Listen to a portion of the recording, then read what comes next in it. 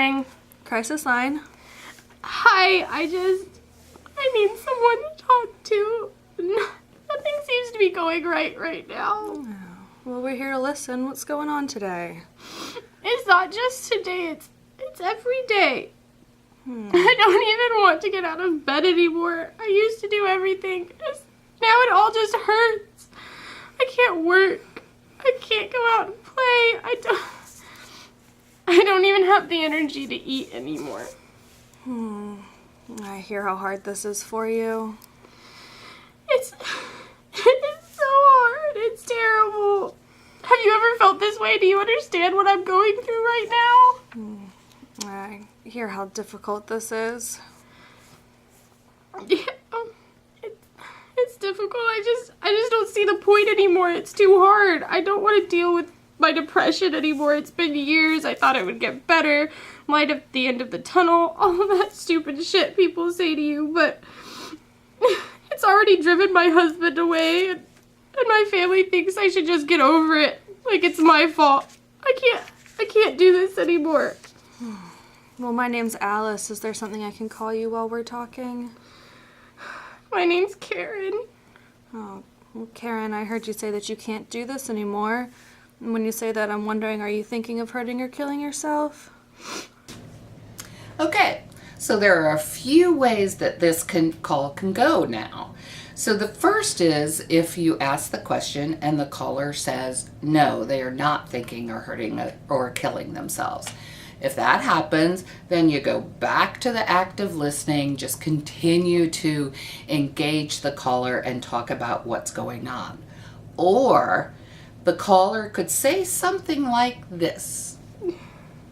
Yeah, I want the pain to end, you know? The world just would be better off without me. Well, Karen, I can hear how desperate you are for the pain to end. I am. It just keeps going on and on and on. And I've been thinking about it for a while now, and I just don't have any hope left.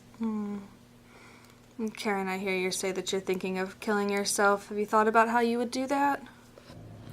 Okay, so what I want you to notice from this is that the caller didn't dive into back-to-back questions. That would have felt very much like an interrogation and would be off-putting. So that's a great thing that they did active listening skills and then asked another question.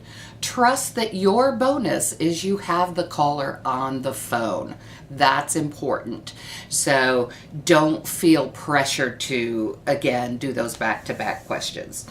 So this is one way to approach the situation, and there's no exact science. If you're looking for a formula, you're not going to get it. It has to still feel very conversational, very easy, not at all like you're panicking. That's important.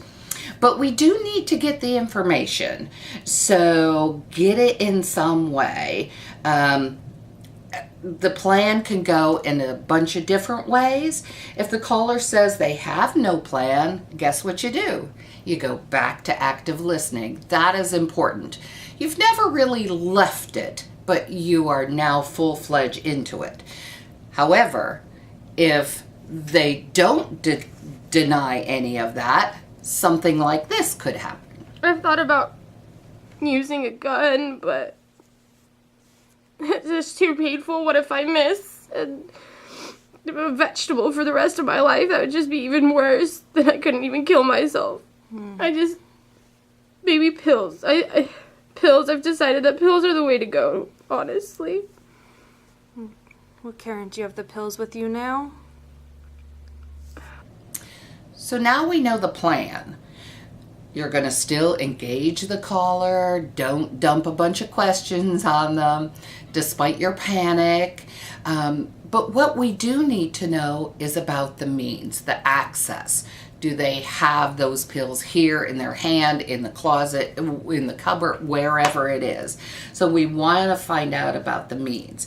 If they say don't have the means, don't have, would have to go to Walmart to get them, whatever, then you're good to go and you know where you go. Dump yourself full on back into that active listening.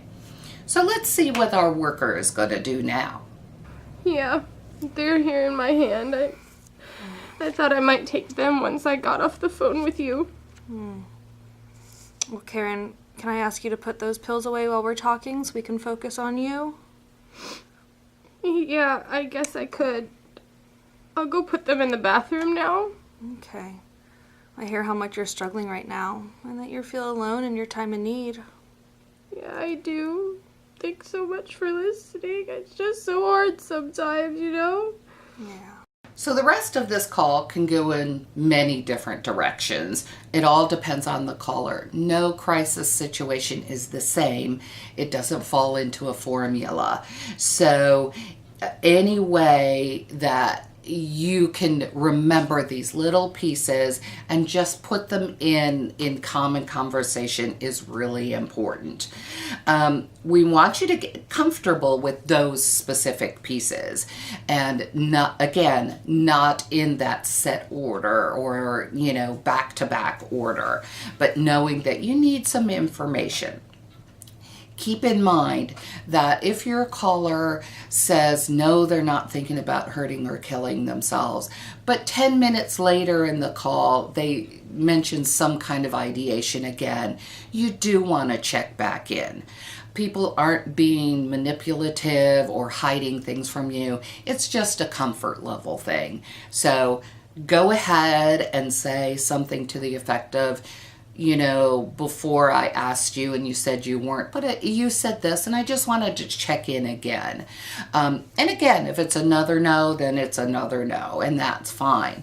But just be fluid on going back to that again. So all of this you will be practicing in role plays over and over again and during your real life calls. So get comfortable with just those few questions to add to what you already know.